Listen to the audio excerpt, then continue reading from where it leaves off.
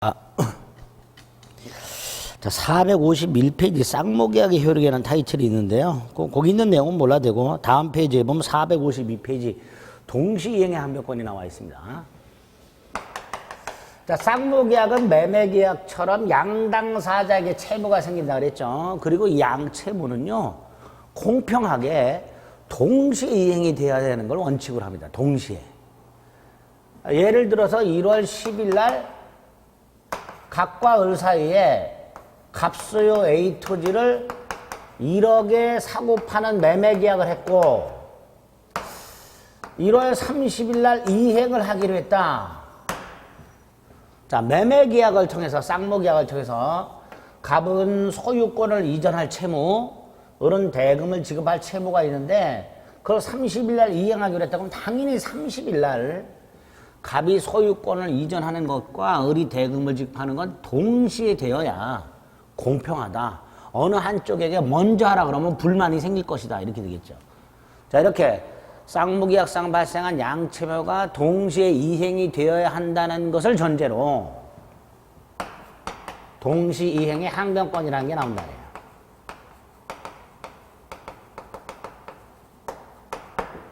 자, 이때요 항변이라는 것은 정당하게 거절한다는 뜻입니다.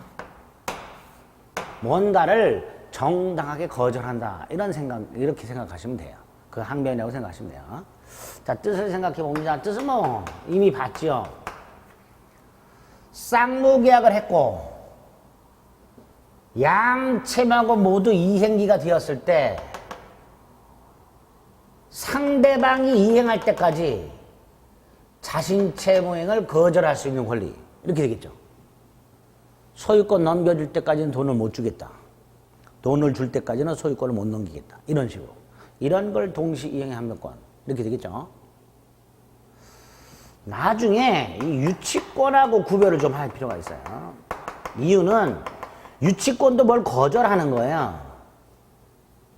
항변권도 뭘 거절하는 거예요. 그래서 뭔가를 거절한다는 점에서 비슷해요. 하지만 항변권은 계약상 내용이고요. 쌍무계약의 권능이고요. 이건 별도의 물권입니다. 담보물권은 좀 달라요. 어쨌든 나중에 구별합니다. 세 번째로 동시이행의 항변권이 성립하기 위한 요건. 동시항변권이 인정되기 위한 요건. 동시이행 관계가 인정되기 위한 요건. 이렇게 생각하시면 되는데 첫째가 양 당사자 사이에 동일한 하나의 쌍무 계약을 통해서 대가적 채무가 생겨야 됩니다. 자, 이게 무슨 의미입니까? 자, 이런 예를 기억하시면 돼요. 예를 통해서 이해하시면 돼요. 갑과 을 사이에 임야를 매매하는 계약을 했어요. 임야 매매.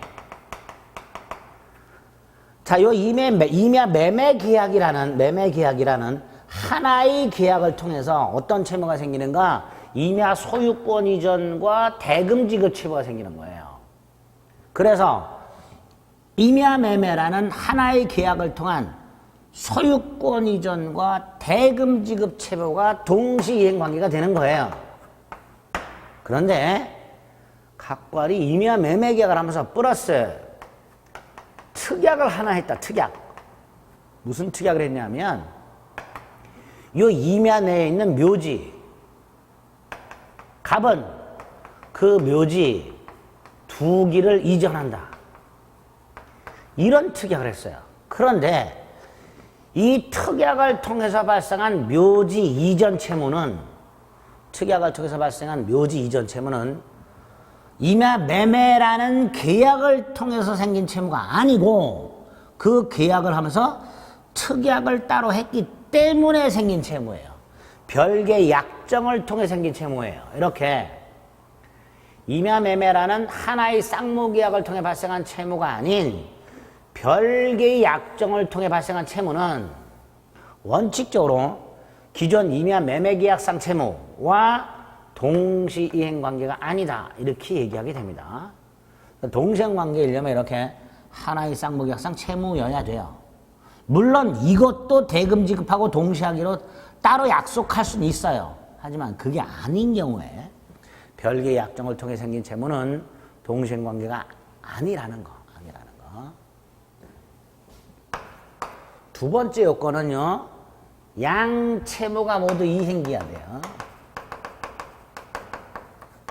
양 채무가 모두 이행기라는 건 갑의 입장에서 상대방 을 이행기, and 을의 입장에서 상대방 갑도 이행기, 이런 뜻이에요. 그러니까 자기가 봤을 때 상대방도 이행기라는 거예요.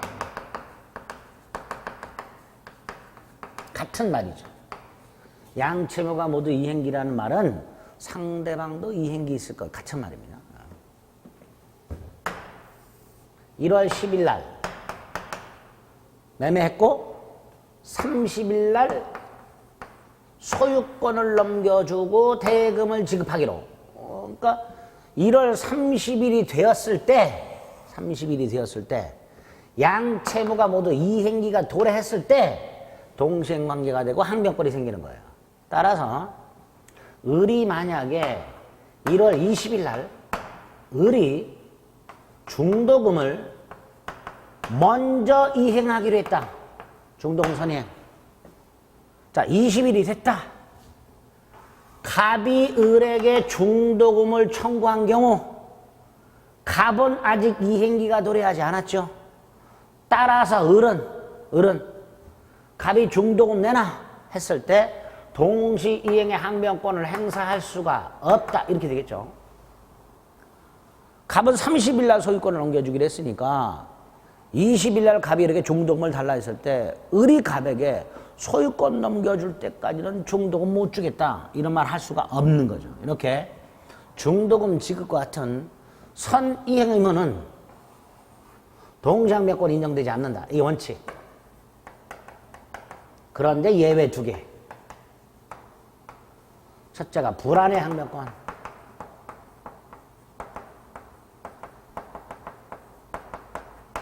불안의 항변권. 중도금을 지급해야 될 날짜에 건설회사가 신용불안이더라.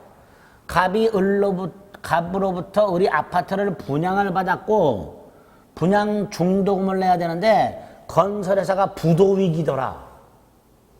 그래서 을의 입장에서 봤을 때 이 갑이 분양 의무를 제대로 이행할 수 있을까? 갑의 의무 이행이 곤란한 현저한 사유가 있더라. 이럴 때 을은 나 불안해서 중도금 못 주겠다. 이렇게 할 수 있습니다. 이걸 불안의 항변권이랍니다. 또 하나는 을이 중도금을 지체하고 있어요. 지체라는 건 부당하게 거절하고 있는 거, 부당하게. 정당하게 거절하는 건 항변권이고요. 부당하게 안 하고 있는 게 지체예요. 여러분들 코로나 때문에 공부 안 된다 그러고 아싸 이러고 학원도 안 나오고 이렇게 예습도 지체하고 복습도 지체하고 강의 듣는 거 자체를 지체하고 있는 분들 있죠. 지금. 예복습은 둘째 치고 강의 듣는 거 자체를 지체하고 있는 분들이 계신다면 그런 게 지체야. 그런 게 해야 되는데 안 하고 있는 거예요. 1월 20일 날 중도금을 줘야 되고 건설회사가 튼튼해. 그럼 줘야 돼. 근데 안 주고 민기적거려. 그럼 여기에 연체자가 붙어요. 그러다가 1월 30일이 됨으로써 상대방 갑의 이행기가 도래하면 선이행이었던 이 중도금도 갑의 소유권 이전과 동시 이행 관계가 되기 때문에 30일 이후부터는 중도금에 대해서도 연체자가 붙지 않게 됩니다. 원래 30일 날 갑의 소유권 이전과 을의 잔금 지급이 동생 관계예요. 30일이 되면 요놈도 동생 관계가 되는 거예요. 그러니까 을은 이렇게 말하는 거예요. 갑에게 소유권을 넘겨줄 때까지는 잔금은 물론이고 중도금도 못 줘. 이렇게 할 수 있는 거예요. 그래서 30일 다음 날부터는 갑이 소유권을 안 넘겨주고 있다면 잔금은 물론이고 중도금에 대해서도 지체 책임, 즉 연체자가 발생하지 않게 됩니다. 이렇게 불안의 항변권하고 선이행 의무 지체 중 상대방 이행기 도래한 경우하고 이 두 가지 경우에 선이행 의무자라더라도 동시 이행의 항변권을 행사할 수 있습니다. 세 번째 요건. 어느 일방이 자신은 이행을 하지 않으면서 청구를 해야 돼요. 갑이 소유권은 안 넘겨주면서 대금을 청구해야 돼요. 이때 을은 당연히 소유권 넘겨줄 때까지는 대금 못 줘라고 거절을 할 수 있는 거고요. 정당하게 거절하는 거니까, 즉 지체가 아니겠지요. 지체 책임이 발생하진 않아요. 무슨 뜻? 연체자가 붙지 않는다는 거예요. 그러니까 갑이 만약에 을에게 소유권을 넘겨주면서 대금을 청구한다면 을은 대금을 지급해야 되고요. 즉 대금 못 주겠다고 거절할 수가 없고요. 갑이 소유권을 넘겨주면서 청구하니까. 따라서 이때 돈을 못 주게 되면 지체 책임이 생기겠죠. 위아래를 딱 구별해서 머릿속에 넣으셔야 돼요. 차이가 뭐죠? 갑이 이행을 하지 않은 채 청구했냐, 갑이 이행을 하면서 청구했느냐에 따라서 거절할 수 있다, 지체 책임 없다. 거절할 수 없다, 지체 책임이 생긴다. 이렇게 되겠죠. 근데 이 두 번째 거에서 어떤 문제가 생겼냐 하면, 며칠이 지나서 갑이 다시 을에게 대금을 청구했는데, 이때는 이행을 하지 않고 청구를 했어요. 그래서 을이 이렇게 말을 했어요. 야, 지난번에는 소유권을 넘겨주면서 돈을 달라 그러더니 오늘은 왜 그냥 돈 달라 그러냐? 나 돈 못 줘. 이렇게 정당하게 거절할 수 있는가에 문제가 생겼어요. 우리 대법원 있다. 왜냐?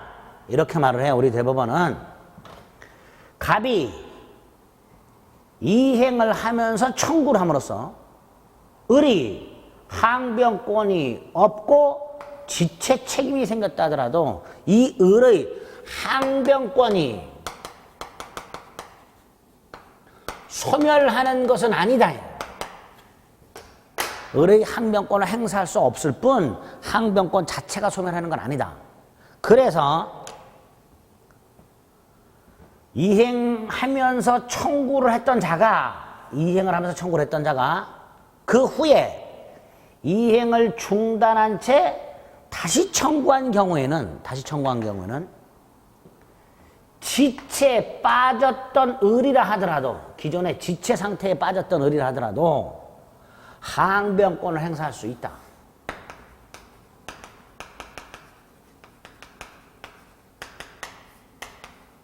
더 이상 지체 책임을 부담하지 않는다. 이렇게 얘기해요.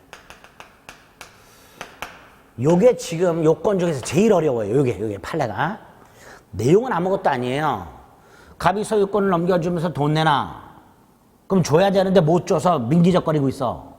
며칠 있다가 갑이 소유권을 안 넘겨주면서 다시 돈 내놔. 이때는 을은 야, 소유권 넘겨줄 때까지 돈 못 줘. 이렇게 할 수 있다라는 거예요. 그거를 판례가 이렇게 말을 한다. 한 번의 이행 또는 이행 제공에 의한 청구로 인하여 지체에 빠졌다 하더라도 항변권을 행사할 수 없다일 뿐 소멸하는 것은 아니므로 재청구할 때 이행을 중단한 채 재청구한다면 지체에 빠졌던 자라 하더라도 항변권을 행사할 수 있다. 요 세 번째 걸 좀 잘 이해 암기해 주셔야 돼요. 효과. 첫째, 연기적 항변권이라고요. 동시 이행 항변권은 잠시 뒤로 미루는 거예요. 영원히 못하겠다가 아닙니다. 이걸 영구적 항변권이라 하는데요. 영원히 못하겠다가 아니라 네가 할 때까지 못하겠다요. 두 번째로, 항변권이 있다는 것 자체로 정당하게 거절하고 있는 거니까 지체 책임이라는 게 생기질 않아요.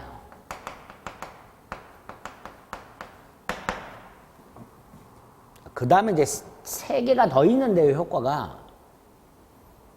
나머지 두 개는 굉장히 어렵습니다, 난이도가. 이제 다음으로 미루고 세 번째 거를 추가할 겁니다. 세 번째 거. 어? 1, 2월 달에 안 했던 거죠. 세 번째 거. 요건 이제 소송과 관련된 건데요. 매도인 갑이 매수인 을을 상대로 대금을 지급하라는 소송을 제기했다. 대금 지급 소송.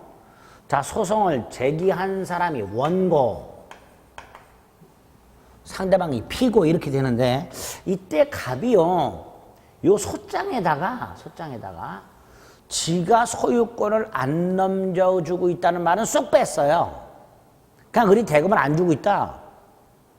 대금을 지급하라. 이렇게 소송을 제기한 거야. 지가 소유권을 안 넘겨주고 있다는 말은 쏙 빼고. 그래서 법원이 을한테 물어봤어요. 야, 너 왜 돈 안 주냐? 이렇게. 이때 을은 당연히 이렇게 주장을 해야죠. 갑이 소유권을 안 넘겨주고 있기 때문에 대금을 지급하지 않고 있습니다. 즉, 저는 현재 동시이행의 항변권을 행사하고 있습니다. 라고 주장해야 법원은 판단해 줍니다.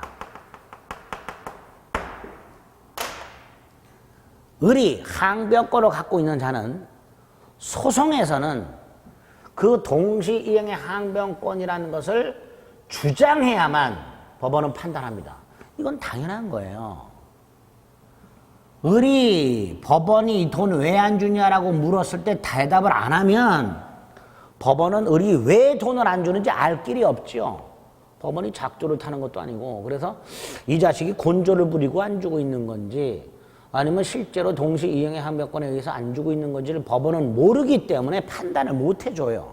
그러니까 항변권을 가지고 있는 사람은 주장해라. 주장해야 판단해준다. 이렇게 돼요. 이게 첫 번째예요. 두 번째로 을이 항변권을 주장했고 법원이 을의 주장을 받아주면, 피고 주장을 받아주면 원고를 패소시켜야 되는데 우리 법원은 원고를 승소시켜요. 을의 주장이 타당한데도 법원은 을에게 대금을 지급하라 이렇게 판결을 해요. 대금을 지급하라는 소송에서 대금을 지급하라고 판결했으니까 원고가 승소했어. 그런데 법원이 조건을 달아요. 이렇게 을은 갑으로부터 소유권을 넘겨받는 것과 상환하여 지급하라. 그럼 결국 판결을 이렇게 하는 거예요. 갑 너는 소유권을 넘겨주고 을 너는 대금을 지급하고 이렇게 판결하는 거예요.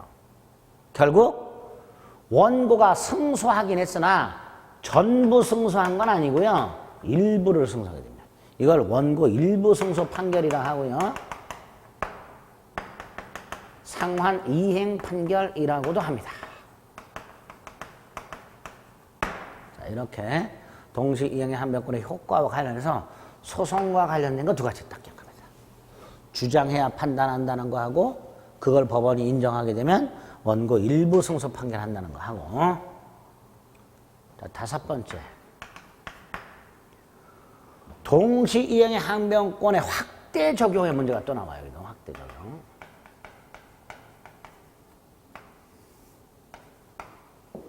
예를 들어서 채무자 갑이 돈을 갚아요. 변제. 이때 채권자가 영수증을 줘요. 돈 다 받았다. 뭐 채무 완납 증명도 되고요. 영수증도 될 거예요. 어쨌든 근데 채무자가 돈을 갚는 것하고 채권자가 영수증을 주는 것을 우리 대법원은 동시이행 관계랍니다. 동시이행 관계.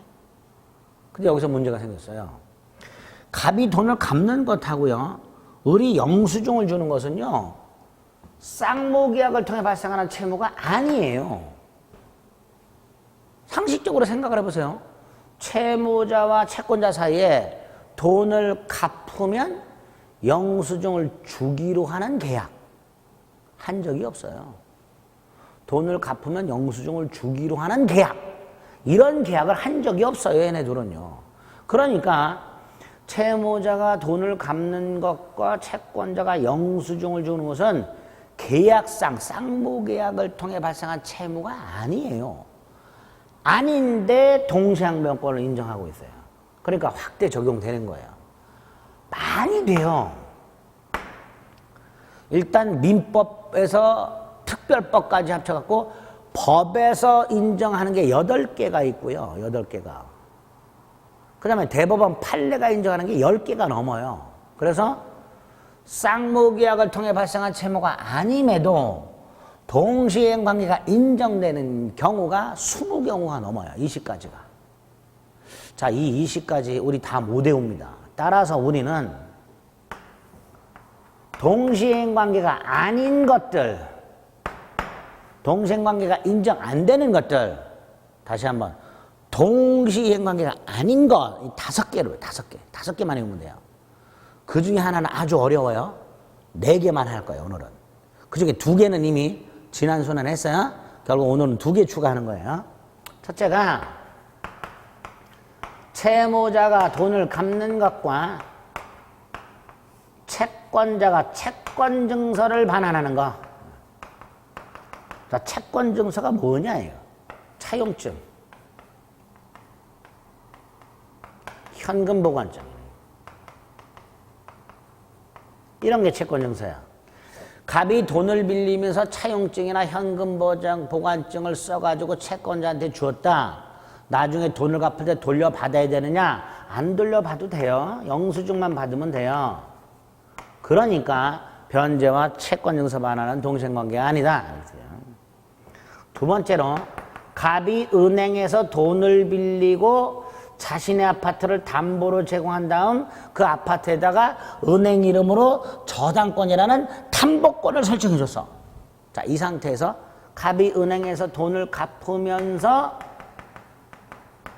은행으로 이름으로 되어 있는 저당권 같은 담보권 말소해야 되는데 그 말소 하고 동시행관계냐? 아니다. 돈을 갚는 것하고 담보권 말소 절차는 동시행관계가 아니고 돈을 갚으면 영수증 받고 담보권은 소멸하고 나중에 등기소 가서 말소하면 된다. 따라서 변제와 담보권 말소는 동시행관계가 아니다. 위로 올립니다. 세 번째, 동시행관계가 아닌 거. 토지거래 허가구역에서 허가를 받지 않고 토지거래했다. 유동적 무효 상태다. 유동적 무효 상태에서는 채무가 발생하지 않으니까 을은 대금 지급 의무가 아직 없다. 그런데 양당사자는 허가 절차 협력 의무가 있다.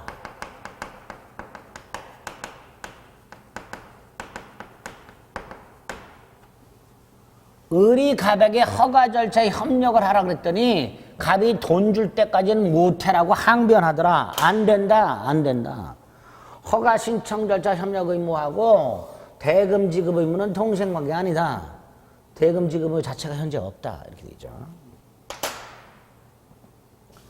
네 번째로 내가 아파트를 전월세를 들어가면서 집주인한테 보증금을 줬는데 나중에 이사 갈 때 집주인이 보증금이 없다고 안 돌려줘.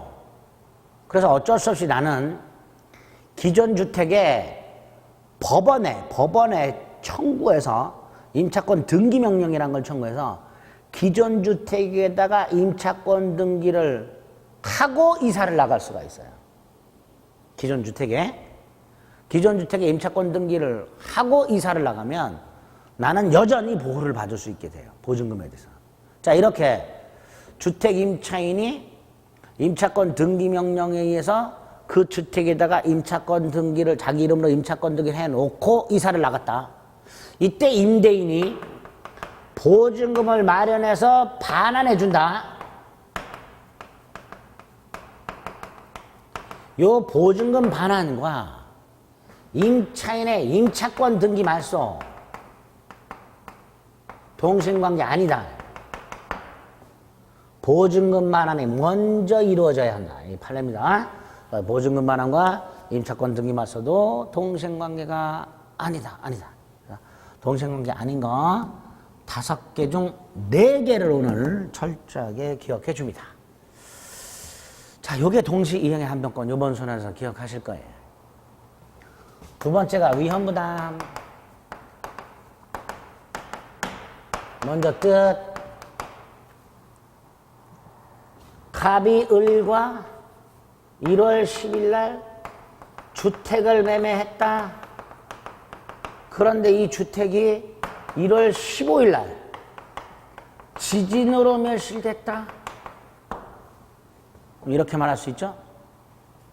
갑의 채무가 주택 소유권 이전 채무 지진이니까 지진 갑의 잘못 없이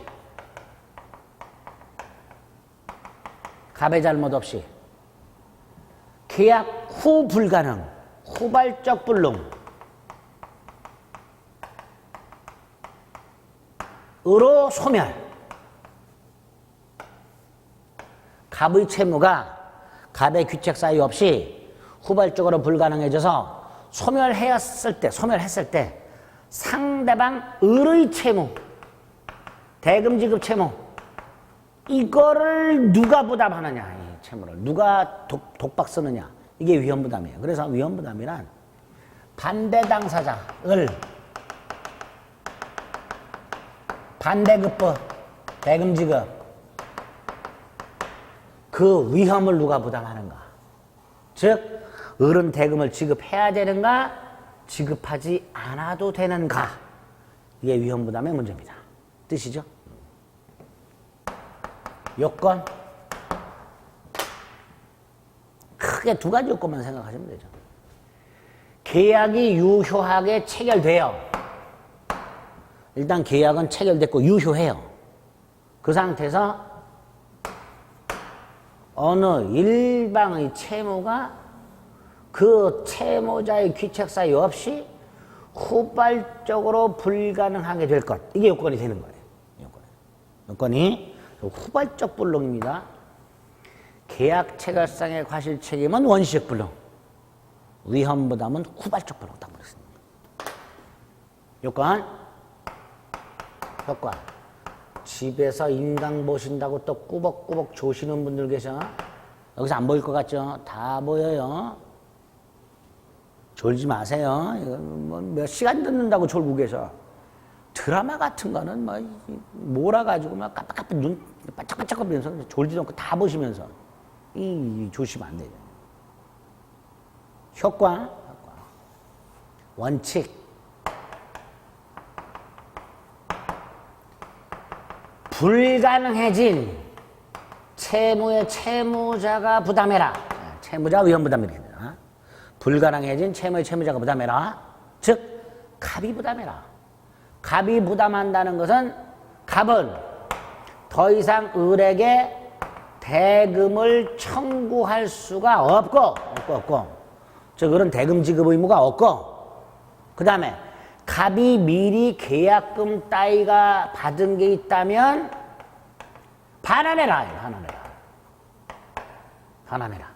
이게 채무자 위험입니다. 요거 반환할 필요 없다. 이렇게 취지가 되어 있어요. 미리 받은 거는 반환할 필요가 없다. 이렇게 취지가 되어 있어요. 반환해야 돼요. 이게 채무자 위험입니다. 대금 청구하지 못하고 미리 받은 돈은 돌려줘라. 예외.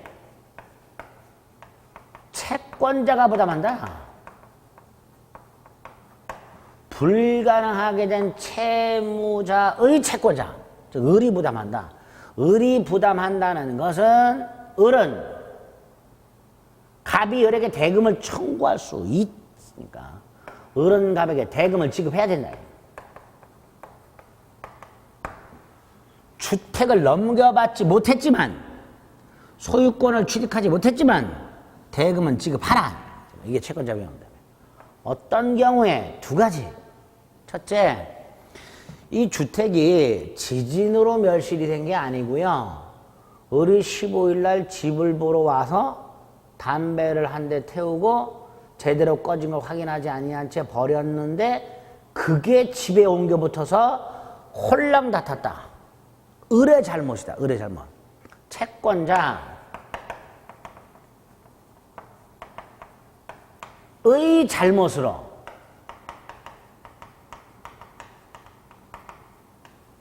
채무자 의 채무가 불가능해진 경우, 당연히 을이 불을 질러서 을의 잘못으로 멸시 됐으니까 을은 대금을 지급해야 되겠죠. 또 하나는 자 1월 30일 날 주택을 넘겨주기로 했어요. 1월 30일 날. 자 1월 30일 날 주택이 멀쩡히 있어요. 그래서 갑이 을에게 가서 주택 소유권을 넘겨주면서 대금을 청구했어요. 근데 을이 돈을 마련을 못해서 대금을 못 주고 있어요. 을이 대금을 못 주니까 물건도 수령을 못 해요. 이걸 채권자 지체라고 해요.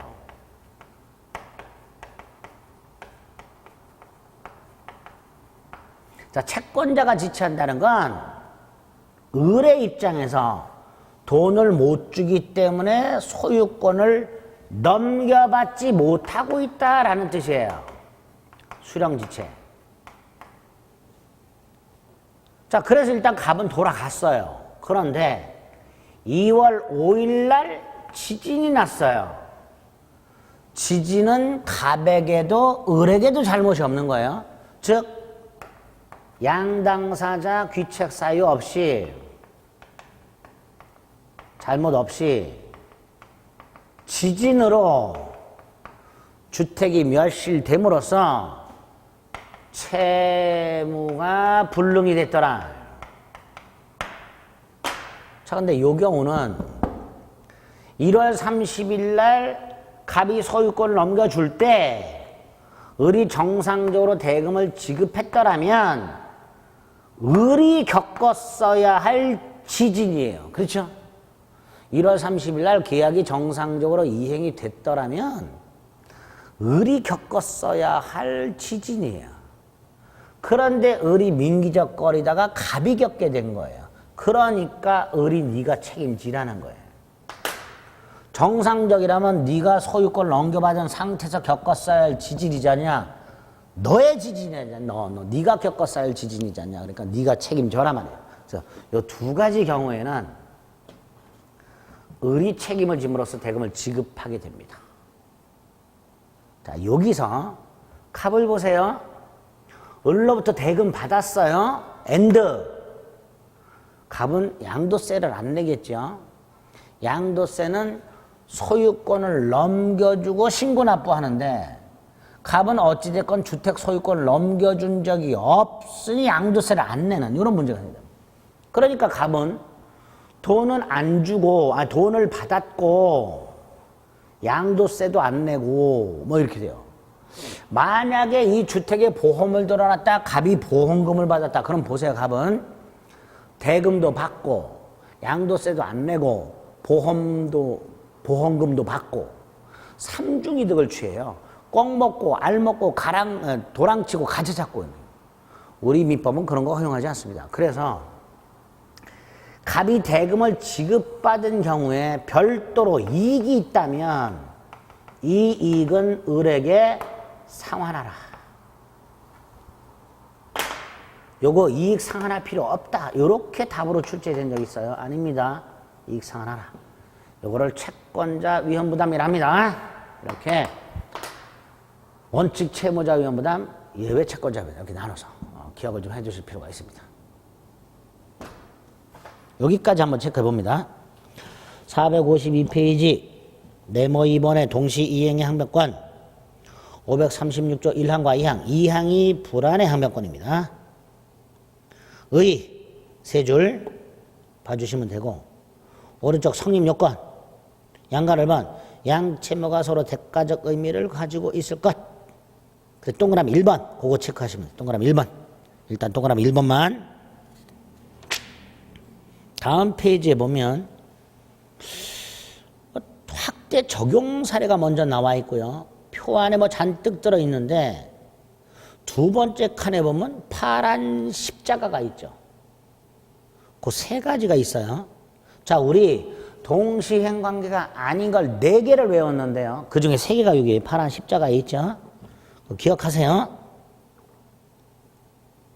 그 다음에 하나, 이거 어디 있냐, 이거. 허가 절차 협력 의무와 대금 지급 의무는 동시행 관계가 아니다. 이건 어디 있냐, 이건 무효 가문이 있어요. 그래서 페이지만 체크를 좀 해보겠습니다. 페이지. 134페이지. 동그라미 5번. 요거는 134페이지. 2번에 동그라미 5번에 있어요. 대금 지급과 동시행관계 부정이라고. 허가 신청 절차 협력 의무와 대금 지급 의무는 동시행관계가 아니라는 게 134페이지 5번에 있습니다. 같이.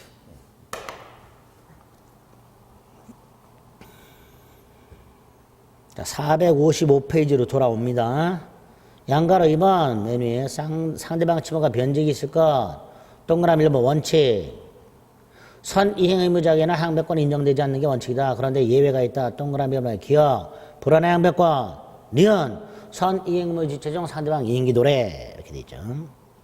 양가로 3번 상대방 이행 또는 이행 제공이 없을 것. 그거 3줄 읽어주시고. 동그라미 1번 됐고 다음 페이지 동그라미 2번 수령지체. 거기 판례범 이렇게 돼 있죠. 쌍모계약의 당사자 일방이 먼저 제공을 하고 상대방을 지체에 빠지겠다 하더라도 그 제공이 중단된다면 상대방이 가진 항변권이 소멸하는 것은 아니다. 아까 이거 한번 이행을 했어. 그래서 청구했어. 지체에 빠졌어. 하더라도 항변권이 소멸하는 것은 아니다. 따라서 이행을 중단한 채 재청구하면 을은 여전히 항변권 행사할 수 있다. 이렇게 되겠죠. 거기 있고요. 효력은 양가로 1, 양가로 2, 양가로 3. 3개만 확인하시고요. 효력은 양가로 1, 양가로 2, 양가로 3. 넘깁니다. 위헌부담이 나왔습니다. 의의가 있고요. 양가로는 원칙 채무자주의라고 되어 있죠. 요건과 효과 확인하시면 되죠. 밑에 예외 채권자이주 마찬가지죠. 조문 확인하시고요. 조문만 확인하시면 돼요. 그리고 동그라미 2번은 2줄. 밑에 동그라미 1, 동그라미 2, 동그라미 2 중에서는 2줄까지만. 채권자가 위험을 부담하는 경우 채무자는 자신의 채무를 면함으로써 얻은 이익, 양도세 같은 거. 소유권을 넘겨주지 않음으로써 양도세를 안 냈으니 세금 그 이익을 을에게 상환하라. 이렇게 되겠죠. 이익 상환. 그렇게 위헌부담을 확인하면 됩니다. 자, 이렇게 쌍무계약에만 적용되는 2가지를 봤어요. 동시행변권하고 위헌부담. 그 다음에 이제 제일 중요하면서 제일 어려운. 요거는 진짜 거의 매년 나와요. 매년. 동시행변권은 요거보다는 출제 빈도가 떨어져요. 위헌부담은 더 떨어져요. 그런데 요 위헌부담이 작년에 나왔어요. 그러니까 올해는 항변권이 나올 거예요. 동시행변권. 이건 뭐 매년 나왔으니까 당연히 나오고요. 제3자를 위한 계약.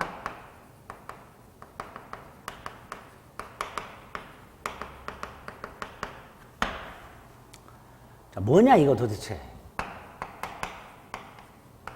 갑이 을과 A 토지를 1억에 매매하기로 했다.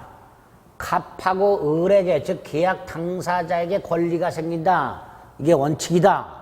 그런데 갑이 을과 계약을 하면서 돈을 병에게 주라고 요청을 했고 1억을 병에게 주라고 요청을 했고 을이 그거를 수락을 하게 되면 을은 병에게 대금 1억을 지급해야 된다.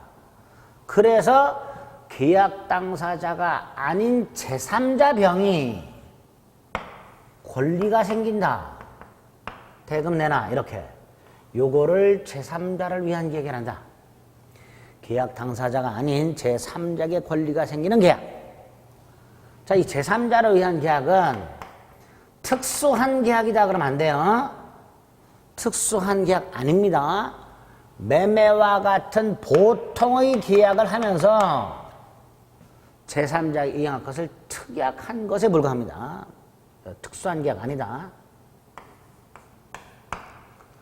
나중에 무슨 병존적 채무인수, 면책적 채무인수, 이행인수 이런 거하고 구별을 좀 해야 되는데 나중에. 암기만 하면 돼요. 진짜. 자, 네 번째. 삼면관계를 이해하자. 제3자를 위한 계약을 체결하면서 제3자에게 이행할 것을 요청하는 사람, 요약자. 이걸 수락하는 사람, 낙약자. 그리고 잊지 마세요. 제3자를 위한 계약에서는 낙약자가 채무자입니다. 낙약자가. 이때 요약자와 낙약자 사이의 관계를 기본관계, 보상관계라고 부르는데 이 기본관계, 보상관계 자체가 제3자를 위한 계약이죠. 이 자체가. 반면에 병, 제3자는 수익자라고 하고요. 요 둘은 수익관계가 있어요. 이건 몰라도 되고 요 둘. 요약자와 수익자 사이 대가관계 이렇게 불러요. 자, 이때 먼저 기본관계. 갑이 을에게 소유권을 안 넘겨줘요. 그럼 을은 병한테 대금 못 줘. 거절할 수 있어요. 거절할 수 있죠. 갑이 소유권을 넘겨주는 것과 을이 대금을 지급하는 게 동생관계니까 갑이 소유권을 안 넘겨준다면, 즉 갑과 을 사이 기본관계에 문제가 생겼다면 을은 병에게 나 돈 못 줘. 거절. 항변. 대항할 수 있게 됩니다. 기본관계에 문제가 생겼을 때는. 그런데 갑이 물건을 넘겨줘요. 그럼 대금을 지급해야 돼요. 근데 을이 갑자기 너하고 갑 사이가 안 좋아졌다며, 싸웠다며, 사이가 안 좋다며, 여기에 문제가 생겼다며 나 돈 못 줘. 이렇게 할 수 있을까? 못합니다. 병은 이러겠죠. 아니 나하고 갑하고 사이가 좋아지든 안 좋아지든 너 물건 받고 있지 않냐? 그럼 돈 내놔 이놈아. 이렇게 되는 거예요. 그러니까 을은 대가관계에 하자가 있음을 이유로 자신 채무행을 거절하거나 항변하거나 대항할 수가 없다가 되는 거예요. 그래서 정리 거의 외우다시피 하세요. 기본관계 하자가 있다, 문제가 있다, 어쩌고 저쩌고 거절할 수 있다. 갑병관계 하자가 있다, 어쩌고 저쩌고 거절할 수 없다. 이렇게 돼요. 기본보상관계 거절할 수 있다, 대가관계 거절할 수 없다. 딱 말씀 외우시고. 다섯 번째, 이 제3자를 위한 계약이 성립하기 위한 요건. 성립요건 두 가지. 요약자와 낙약자 사이에 유효한 매매계약 등이 체결돼야 되고요. 당연한 거고요. 두 번째로 병에게 이행할 것을 특약. 제3자에게 권리가 생기는 특약. 이걸 제3자 약관이라고 있어요. 자, 요때 요 제3자. 첫째, 계약 당시 현재 존재하지 않아도 되고요. 특정되어 있지 않아도 돼요. 갑이 아기를 가졌다는 친구 을에게 베넷 쪼고리를 증여했다, 줬다. 이 베넷 쪼고리는 장차 태어날 아기를 위한 제3자를 위한 계약이죠. 아기를 위한. 베넷 쪼고리는 아기 거니까. 그런데 계약 당시 아기는 아직 태어나지도 않았고 이름을 짓지도 않았죠. 그래도 된다. 제3자를 위한 게서 제3자는 계약 당시 반드시 현존해 있거나 특정되어 있을 필요는 없다. 태아나 설립 중 법인을 위한 제3자를 위한 계약도 얼마든지 할 수 있다. 두 번째, 제3자가 취득하는 것은 주로 채권이지만 채권만 되는 것은 아니고 물권도 되고 등등등등. 계약을 하면서 을이 갑에게 요청, 을이 땅은 병에게, 그럼 병은 물권을 취득하게 되겠죠. 그러니까 병이 취득하는 것은 채권에 하나진 않고 물권도 된다. 다른 권리도 된다. 세 번째로 제3자를 위한 계약은요, 낙약자를 채무자라고 한다 그랬죠. 따라서 이 제3자가 취득하는 것은 권리여야 돼요. 권리 취득. 이게 제3자를 위한 계약이에요. 그런데 갑이 을과 계약을 하면서 이렇게 약속을 했습니다. 내가 대금 1억을 안 받을 테니 너는 병한테 꿔준 돈 1억을 받지 마라. 그래서 그래 알았다. 만약에 이런 약속을 했다면요, 이 병은요 을에 대하여 권리를 취득하는 게 아니라 채무를 면제받은 거예요. 이것도 제3자를 위한 계약으로 봐요. 원래 제3자를 위한 계약은 제3자가 권리만 취득하는 게 제3자를 위한 계약이에요. 하지만 하나 추가, 제3자가 채무를 면제받는 거, 이거 추가. 또 하나, 요리로 갈게요. A, B. 갑으로부터 병이 아파트를 분양받았어요. 수분양자라고 해요. 아파트 분양받은 사람, 수분양자.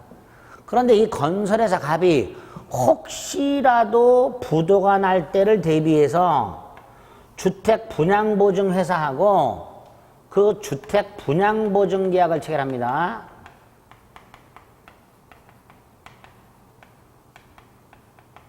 이때 이 주택 분양보증계약은 갑이 혹시라도 부도 등으로 분양 의무를 이행할 수 없게 되면 을이 분양 의무를 이행하기로. 그래서 수분양자를 위한 제3자를 위한 계약이 되는 거예요. 수분양자를 위한 제3자를 위한 계약. 자, 이때 만약에 이렇게 주택 분양보증계약이 있는 상태에서 갑이 진짜 부도가 났다.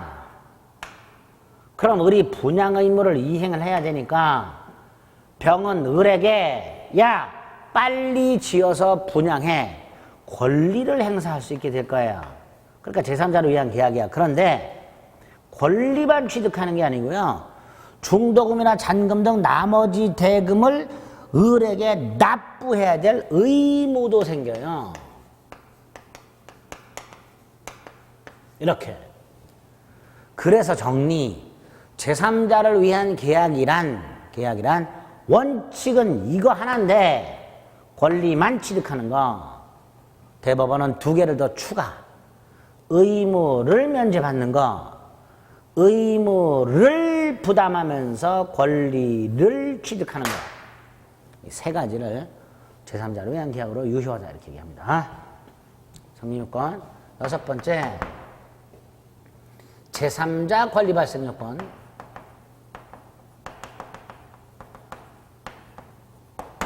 자, 예를 들어서요, 여러분이 병인데 갑한테 1억을 꿔줬어요.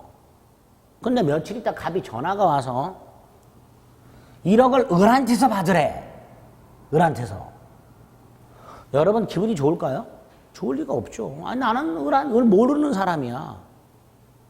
근데 갑이 을하고 제3자 병을 위한 계약을 해서 돈을 병에게 주라고 해놓고 병에게 연락해서 느닷없이 을한테서 돈을 받아라. 이 병은 기분 나쁘단 말이죠.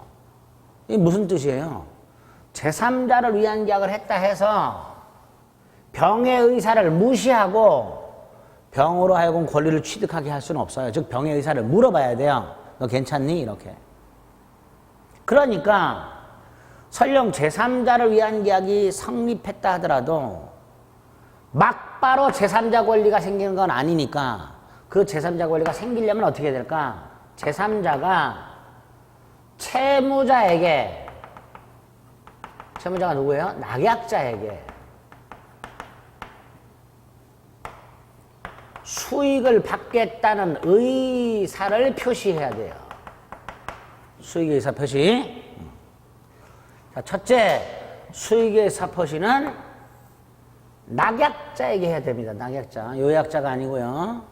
두 번째, 제3자 권리 발생 요건에 불과할 뿐 제3자를 위한 계약의 성립 요건도 유효 요건도 아니기 때문에 수익의 의사표시가 없어도 갑을 간의 계약은 유효하게 성립합니다.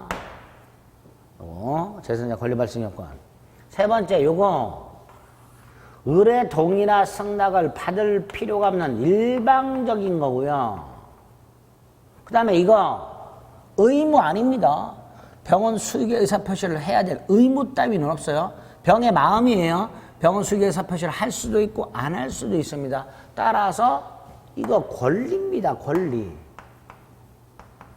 일방적이면서 권리인 걸 형성권이라고 한다라고 몇 번 말씀드렸고요.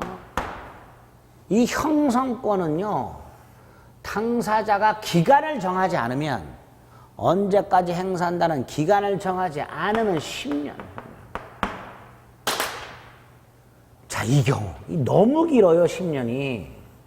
병은 을한테 10년 내만 수익의 의사를 표시하면 된단 말이죠.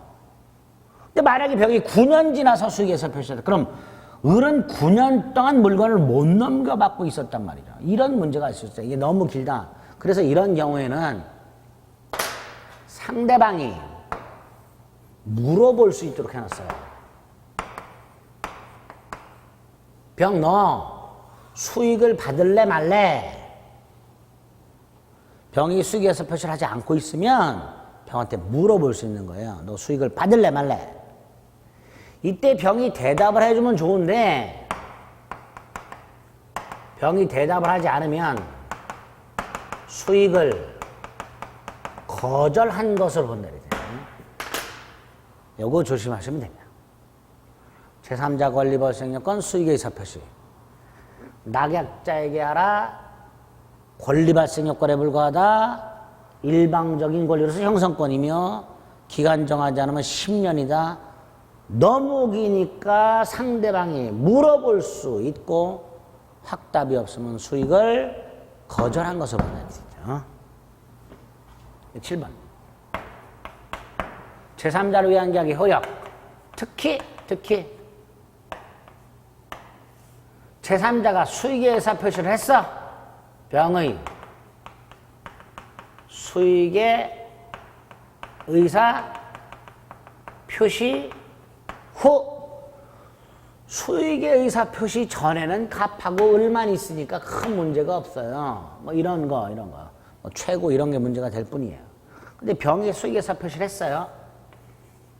그럼 병의 권리가 확정적으로 생겼습니다. 첫째, 갑과 을은 이 병의 권리를 병이 수익에서 표시함으로써 확정적으로 발생한 병의 권리를 변경시켜서도 안 되고요. 소멸시켜서도 안 됩니다. 1억을 주라 해놓고 갑이 느닷없이 5천만 원만 줘라. 안 돼요. 주지 말아라. 안 됩니다. 병이 이미 수익의 의사 표시했다면 병의 권리는 확정적으로 발생했기 때문에 갑은 병의 권리를 변경, 소멸시키지 못한다.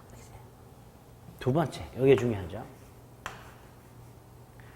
병이 수익의 의사를 표시했음에도 을이 이행을 하지 않는다. 병이 수익의 의사 표시했는데도 을이 병에게 돈을 안 준다. 자, 채무 불이행이 있으면 효과가 세 가지가 있다. 계약 해제가 있고요. 원상회복이라고 받은 거 돌려주고 준 거 돌려받는 부당이득 반환이 있고요. 따로 손해배상 청구가 있습니다. 자, 이때 먼저 계약 해제. 요 계약 해제는 갑을 간의 계약이 해제되는 거예요. 갑을 간에. 따라서 을의 채무 불이행을 이유로 병이 아니라 갑이 해제합니다. 갑이. 병은 계약 당사자가 아니에요. 갑이 해제합니다. 갑이. 또 갑이 이 계약을 해제했을 때 원상회복도 갑과 을 사이에 이루어져야 됩니다. 원상회복도. 돌려주고 돌려받는 것도 갑과 을 사이에 이루어져야 된다는 게 판례예요. 계약 당사자 사이에. 그래서 이런 판례가 있어요. 갑이 을한테 1억을 병에게 주라. 을이 알았다. 그리고 병도 을에게 1억을 나한테 주시오. 수익에서 표시했는데 을이 병에게 3천만 원만 주고 3천만 원, 아직 7천만 원을 못 주고 있어. 그래서 갑이 계약을 해제했어. 이때 을 병에게 준 3천만 원을 병한테 반환 청구할 수 있는가? 안 된다. 을이 설령 병에게 준 게 있다 하더라도 그 반환은 갑에게 청구하라. 갑에게. 원상회복 반환이나 부당이득 반환은 계약 당사자에게 이루어져야 한다.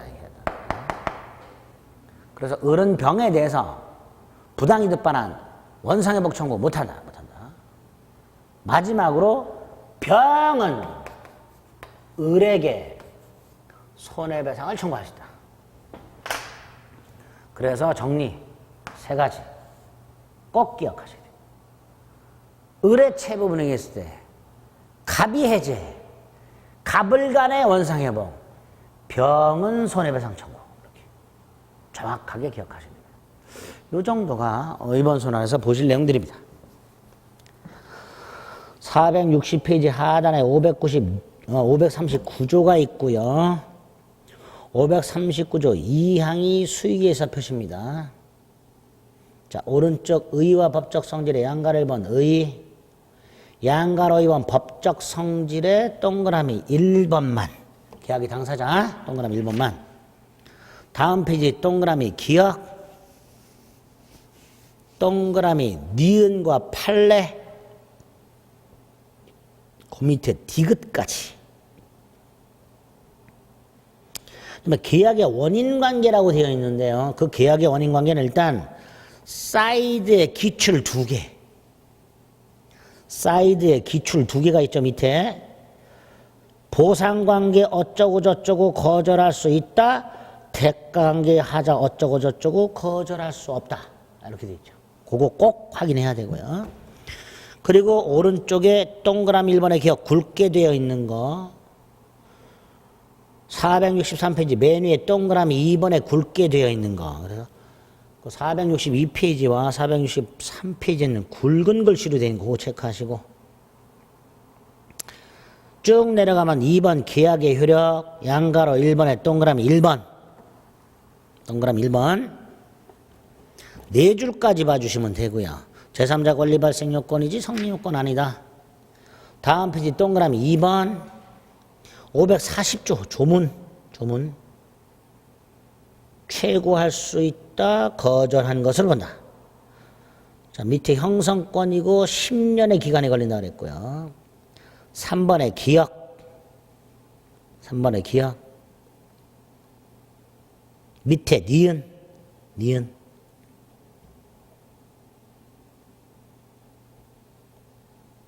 오른쪽 위에 판례 2번. 수익자는 낙약자에게 손해배상 청구할 수 있다. 거기까지. 판례 2번. 그리고 쭉 내려가면 마지막 판례. 계약관계 청산은 바로 이 원상회복 같은 거예요. 계약관계 청산은 계약 당사자인 낙약자와 요약자 사이 이루어져야 하므로 특별한 사정이 없는 한 낙약자가 이미 제3자에게 준 것이 있다 하더라도 낙약자는 그 제3자를 상대로 원상회복이나 부당이득 반환을 청구할 수는 없다. 이렇게 되어 있죠. 아주 중요합니다. 딱 체크해서 판례 확인하시기 바랍니다. 됐죠? 네. 쌍무계약 관련된 제도 3가지 딱 봤습니다. 중요하고요. 해제해지 마지막으로 시간을 달리해서 보겠습니다.